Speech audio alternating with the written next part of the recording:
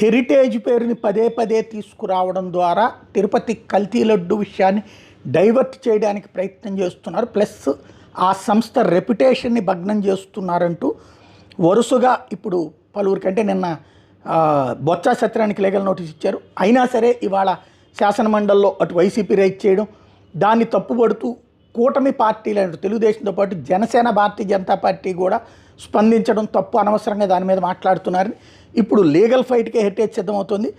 సాక్షి యాజమాన్యానికి legal notice ఇచ్చింది, బోమన కరుణాకర్ రెడ్డికి ఇచ్చింది. అలాగే ఏదైతే ఇంకా మరికొంతమందికి కూడా లీగల్ నోటీసుల్లో చూసుకుంటే ఎస్ఎల్ఎస్ వాసు స్టేట్ కన్వీనర్ జాగరణ సమితికి కూడా ఇచ్చింది. ఎస్ఎల్ఎస్ వాసు అట స్టేట్ కన్వీనరు జాగరణ సమితికి నోటీస్ ఇచ్చింది విశాఖపట్నం. అట్లాగే